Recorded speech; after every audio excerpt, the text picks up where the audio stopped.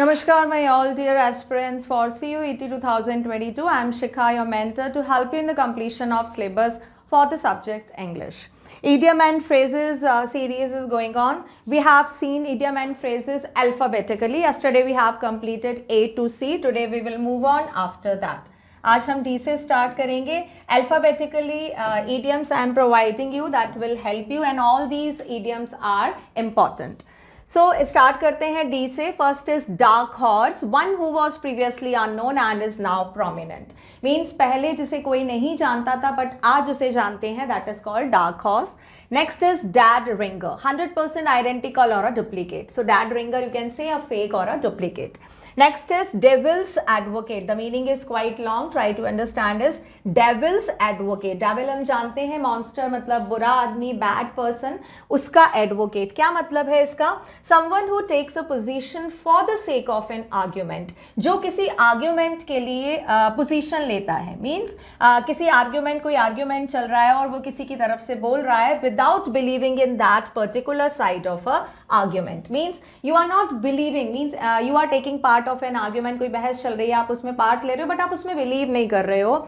It can also mean one who presents a counter argument for a position they do believe in to another debater. या इसका मतलब ये है कि वो लोग जो किसी डिबेट में या आर्ग्यूमेंट में, किसी बहस में भाग ले रहे हैं, लेकिन वो जो काउंटर आर्ग्यूमेंट है, काउंटर इसको जो दूसरे वाला जो दूसरा बोल रहा है उसमें वो बिलीव करते हैं. मतलब क्या हुआ कि आप जिसकी तरफ से बोल रहे हो, you are not taking words from that side. आप किसी और की तरफ से, यानी कि fake your fake support you are showing. So this is called devil's advocate. यानी एडवोकेसी आप किसी और की कर रहे हो बट आपके मन में किसके लिए सपोर्ट है? दूसरे वाले के लिए सपोर्ट है. ठीक है, नेक्स्ट देखते हैं dogs days of summer. Dog days of summer. Wow, this is means dog day of summer. This means the hottest day of the summer season. ठीक है, तो अभी कभी भी बहुत ज़्यादा गर्मी पड़े तो आप उसमें इडियम यूज़ कर सकते हो, dog days of summer. अगर हम डेली अपनी लाइफ में डेली कन्वर्सेशन में भी थोड़े से इडियम आपने यूज़ कर लिए ना तो आपको याद होने लगेंगे. नेक्स्ट देखो, don't count your chickens before they hatch. इसका मतलब क्या है? Don't rely on it until you're sure about it. Means don't count, don't start counting how many chickens you got. मतलब किसी भी चीज़ पे विश्वास मत करो जब तक आप उसके लिए श्योर नहीं हो. सुनी सुनाई बातों पे विश्वास नहीं करना चाहिए. Next is don't look a gift horse in the mouth. When someone gives you a gift, don't be ungrateful.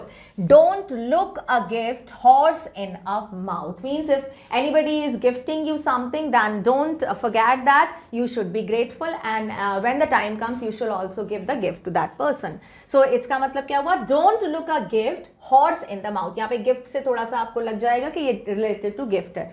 Next देखते हैं हम, don't put all your eggs in one basket. Do not put all your resources in one possibility. मतलब जितने भी आपके पास resources हैं उनको सिर्फ एक पॉसिबिलिटी के लिए नहीं रखना है, हमको रिसोर्सेज को हर तरह से यूज करना है. ठीक है, अलग अलग तरह से. कैसी भी कोई भी परेशानी या इमरजेंसी आ सकती है तो हर रिसोर्स को हर पॉसिबिलिटी के लिए संभाल के रखना है. Don't put all your eggs in one basket. ठीक है, इन मॉर्निंग है, याद हो जाएगा, थोड़ा सा प्रैक्टिकल है, लॉजिकल है. Now next is doozy, something outstanding. Okay, this is good word. Okay, new word doozy, याद रखना, something outstanding. So whenever you are finding something outstanding, you can use this idiom. Down to the wire, something that ends at the last minute or last few seconds. Down to the wire, जो बिल्कुल last minute में कुछ ऐसा घटता है या होता है, उसके लिए ये idiom हम यूज करते हैं. नेक्स्ट देखते हैं, drastic times call for drastic measures. This is our next. Drastic times call for drastic measures means when you are extremely desperate, you need to take extremely desperate action. So drastic time, अगर बहुत drastic time है तो उसके लिए drastic measurements लेने पड़ेंगे, उसके हिसाब से काम करना पड़ेगा. मतलब आप बहुत ज़्यादा desperate हो तो आपको उस बहुत desperate condition से निकलने के लिए बहुत ज़्यादा extremely desperate actions करने होंगे. Next देखते हैं, drink like a fish. Wow. To drink very heavily. Drink like a fish means fish is a sea creature. So when you are drinking very heavily, too much at one time, enough water, then it is this idiom you can use, drink like a fish. Next is drive someone up the wall. To irritate and और annoy very much, drive someone up the wall, किसी को मतलब wall तक drive करना, मतलब किसी को बहुत ज़्यादा गुस्सा करा देना, मतलब आप किसी को इरिटेट कराए जा रहे हो बहुत ज़्यादा, but this is in the extreme. annoy very much, annoy means to make someone angry. Next देखते हैं drooping like flies, a large number of the people either falling ill or dying. dropping, I'm so sorry, this is dropping like flies, मतलब dropping like flies मतलब house fly को बोल सकते हो आप, मक्खी या कोई भी इंसेक्ट बहुत ज़्यादा जब गिरते हैं तो क्या होता है, इसका मतलब है कि बहुत ज़्यादा लोग एक साथ मर रहे हैं, कोई एपिडेमिक या पैंडेमिक जैसे भी कोरोना हुआ था, हैजा कॉलरा होता है, like that we can use in that dropping like flies. Next देखते हैं dry run, this is called rehearsal. Okay, dry run is called rehearsal. When you are rehearsing something then you can use this idiom. Next alphabet E. E से start करते हैं. 86 we have left on 71. Okay, now we start with 72. 86, a certain time item is no longer available, or this idiom can also mean to throw away. So 86 का मतलब क्या है? Throw away. ठीक है, याद रखेंगे. Evils has left the building. Elvis has left the building. This is a name of a person given here. Elvis has left the building.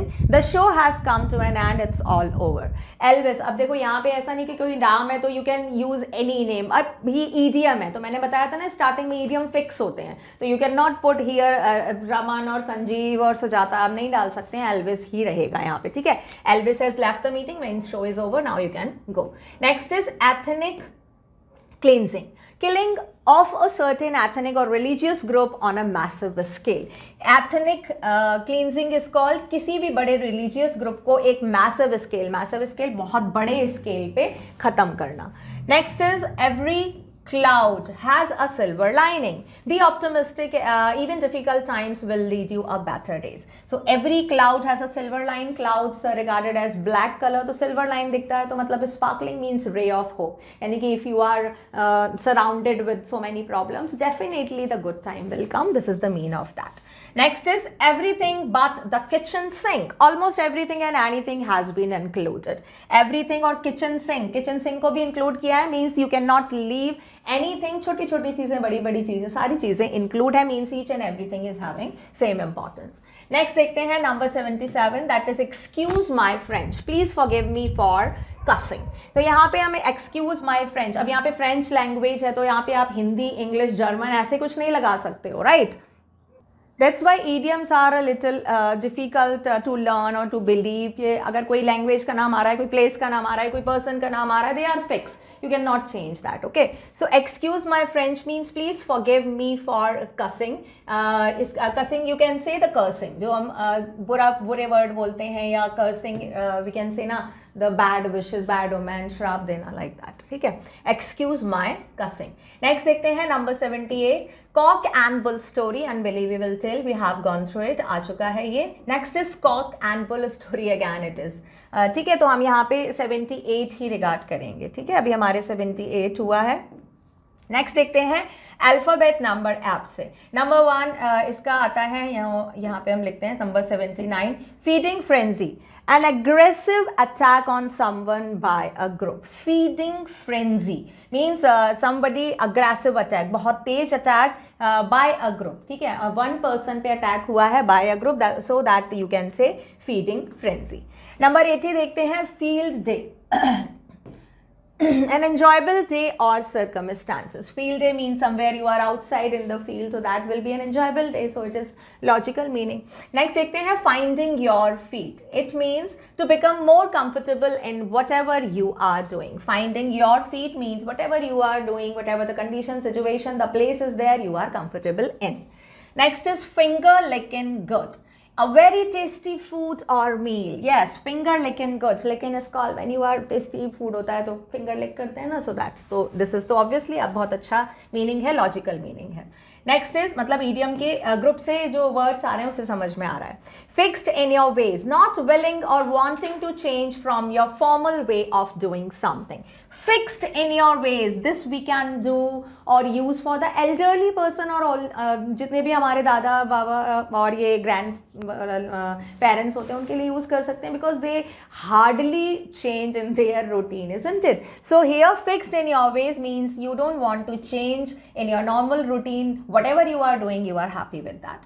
Next is flash in the pan, something that shows potential or looks promising in the beginning but fails to deliver anything in the end. So flash in the pan is called flash. आप ऐसे मान सकते हो कि pan is very hot, so जब pampering hot होता है आप उस पर कुछ डालते हो, जैसे पानी डाला या कुछ ऑयल वगैरह डाला तो एकदम से स्पार्क या फ्लैश निकलता है, बट एक उतनी ही जल्दी से वो खत्म भी हो जाता है. सो यहाँ पे क्या कि what ever that is looking, कि आपने प्रॉमिस किया था कि I will do this thing in the beginning, that was okay, but at the end that doesn't worth that much, इतना अच्छा वो नहीं रहा रिजल्ट उसका. नेक्स्ट देखते हैं flare market. Number 85, a swap meet, a place where people gather to buy and sell inexpensive glue. ठीक है, फ्लिया ज़्यादातर हाउस फ्लाई के लिए यूज़ होता है. This was one of the poem of Francis Bacon जिसमें उन्होंने यूज़ किया था ये. तो फ्लिया मार्केट जहाँ पे इनएक्सपेंसिव चीज़ें मिलती हैं, बहुत भरा हुआ market, gathering of the people is there. Next देखते हैं हम flash and blood. This idiom can mean living material of which people are made of, or it can refer to someone's family. Flesh and blood, obviously flesh and blood का क्या दे रहा है, human identity, हमारे अंदर flash blood दोनों होते हैं, तो ये it is related with the family. Next is flip the bird. To raise your middle finger at someone means flip the bird. Flip का मतलब होता है पलट देना, ठीक है. To raise your middle finger to someone, this is the meaning of this. Next देखते हैं foam at the mouth. To be enraged and show it. Foam at the mouth, to be enraged and show it. मतलब you are raging at someone, you are showing your anger and now it comes to your mouth. आपने उसको बोल भी दिया, आप जिससे नाराज हो. Fool's gold. Fool's gold का मतलब है iron pyrites, means a worthless rock that resembles real gold. Fool's gold मतलब जो चीज़ है जो गोल्ड की तरह लगती है but actually that is not gold, means that is looking as precious but that is it is not precious, कीमती नहीं है वो. From rages to riches, to go from being very poor to being very healthy. ये तो rags. I'm so sorry, this is not rages, this is rags. Rags मतलब torn one, फटा हुआ. तो फटे हुए से हम कहाँ पहुँच गए? Riches पे, means आप poor थे and then wealthy by your success, by your education, whatever you are, means go from being very poor to very healthy. It is related with rags is called poor, riches is called wealthy. Next देखते हैं fuddy-duddy. Wow. ठीक है, इसका pronunciation it's means quite good ना. Fuddy-duddy. Fuddy-duddy an old fashioned and foolish type of person. Fuddy-duddy is called old-fashioned person, means pronunciation is very good but the meaning is not good, right? Full mounty. Next देखते हैं full mounty means this idiom can mean either the whole thing or the completely nude. Full mounty. Okay, mounty you can say completely uncover, completely whole thing. पूरी चीज़ को एक साथ देखना, that is full mounty. Next देखते हैं funny farm. Funny farm means a mental institutional facility. Funny farm is called mental institutional facility, जहाँ पे आपको mental relaxation से related कुछ चीज़ें मिले, that where they can get the relaxation of the mind, वहाँ पे आप ये यूज़ कर सकते हो. अब देखते हैं अल्फ़ाबेट G से EFG. Get down to brass tacks, to become serious about something. So get down brass tacks. Brass जो आपका पीतल होता है उससे, tracks मतलब जो हमारे ट्रेन ट्रैक होते हैं उससे मान लो आप. तो ये मेटल की बात हो रही है, तो get down to brass tack means become very serious, means now you are not serious but now be serious about that. तो आप बोल सकते हो just get down to brass tack, कि आप serious हो जाओ. So get over it, this is for you. अब आपका एग्जाम आने वाला है तो please get down to brass tacks. Get over it, to move beyond something that is bothering you. Get over it means आपको किसी चीज़ से परेशानी हो रही है and आप उससे दूर जाना चाहते हो, so get over it. Next देखते हैं get up in the wrong side of the bed. Someone who is having a horrible day. Wrong side of the bed का मतलब horrible day, normal day नहीं रहा हमारा, कोई horrible day था, तो इससे आप relate कर सकते हो. Next is get your walking papers. Get filed from a job, fired from a job. Get your walking papers means you are walking, the papers are falling down. ऐसे आप कुछ निमोनिक लगा लो, मतलब get fired from a job, आपको job से बाहर निकाल दिया गया है. नेक्स्ट देखते हैं, गिव हिम द स्लिप. इसका मीनिंग है टू गेट अवे फ्रॉम और to escape. Give him the slip मतलब एस्केप, उसको हमने स्लिप दी और वो भाग गया. Next is go down like a lead balloon to be received badly by an audience. So go down like a lead balloon. नीचे balloon जब नीचे आता है मतलब क्या हुआ कि something is very serious, something is not received badly means audience is not very happy with the performance. Next देखते हैं नंबर 100 हमारा आ गया है, go for broke. To gamble everything you have. Gamble is called when you are playing the cards, okay, and gambling में everything whatever you are having you have put in that, ठीक है, जैसे हमारा महाभारत में था go for broke. So go out on a limb. Next देखते हैं, go out on a limb means put yourself in a tough position in order to support someone or something. Go out on a limb. Limb means your hands or your legs means a limb. We use we use 2 legs for walking, 2 hands for doing the work, but when you are using one limb means you are not in the position, you are in tough position, but even then you are giving supporting hand to any other person. Next देखते हैं 102, go the extra mile, going above and beyond whatever is required for the task at hand. आपको जो करना है, जैसा performance देना है, आप उससे अच्छा दे रहे हो, बेहतर दे रहे हो, तो उसका मतलब है go the extra mile, ठीक है. नेक्स्ट देखते हैं हम अपना good Samaritan. Good Samaritan means someone who helps others when they are in need with no discussion for compensation and no thought of a reward. Wow. Good Samaritan मतलब आप किसी की मदद कर रहे हो बिना कुछ चाहे हुए रिटर्न में. Means you don't want anything in return, you just helping the others with your kind and clear heart. Now next is graveyard shift, number 104. Working hours from about 12 to 8 a.m. the time of the day when most other people are sleeping. So graveyard shift. Graveyard से आपको याद रहेगा, graveyard मतलब कब्रिस्तान में ये सारे लोग जितने भी होते हैं non living, this is the time for that person. So if you are doing something in this time means this is the correct idiom for you, graveyard shift. Next देखते हैं, great mind thinks alike, number 105. Great mind thinks alike, intelligent people think like each other. Obviously great mind मतलब intelligent people, वो सब लोग एक तरह से सोचते हैं. Number 106 is green room. The waiting room specially for those who are about to go on a TV or a radio show. Green room होता है ना when you are giving any performance. अगर आप लोगों ने कभी देखा हो स्टेज शो, बैक स्टेज, आप बैक स्टेज बोल सकते हो. बैक स्टेज पे जो रूम होते हैं जहाँ पे सब लोग तैयार होते हैं, परफॉर्मर वगैरह, वहाँ रिहर्सल होती है, सारा टचअप किया जाता है, मेकअप वगैरह किया जाता है, that room is called green room. Okay, ऐसा नहीं है वहाँ पे ग्रीन लाइट जलती है, वो उसके रूम को बोलते हैं ग्रीन रूम, जहाँ पर लोग जो है वहाँ पे तैयार होते हैं. Next is 107, that is gut feeling, a personal institution you get especially when feel something may not be right. Gut feeling आपको लग रहा है कि कुछ अच्छा नहीं होने वाला है. So which type of feeling you are having when you are thinking there's something going to be happen, तो वहाँ पे बोलेंगे हम gut feeling. नेक्स्ट देखते हैं नंबर H से 108 आ गया है हमारा. Haste makes waste. Quickly doing things result in the poor ending. Haste make quick. Haste का मतलब ही होता है quick, ठीक है, quick यानी कि अगर आप जो भी जल्दी का काम करोगे उससे क्या होगा, जो रिजल्ट आएंगे वो बहुत बुरे आएंगे. नेक्स्ट देखते हैं number 109, hat trick. When one player scores 3 goals in the same hockey game, its idiom can be used, mean 3 scores in another sports like 3 home runs, 3 touchdown, 3 saucer goals, etc. हमारे cricket में भी होता है जिसको बोलते हो hat trick, तो ये तो आपको इट इज वेल नोन, आपको आता होगा. Number 110, have an axe to grind, to have a dispute with someone. This already has come, ये आ चुका है.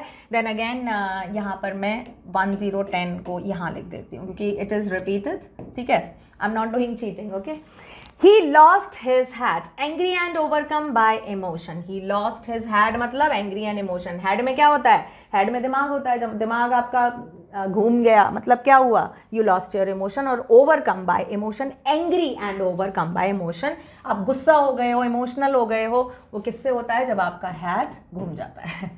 Head over heels, very excited and joyful, especially when in love. Okay, head over heels. So please don't be in this condition right now. Just concentrate on this coming examination. After that, make your career solid and then go in this condition, right?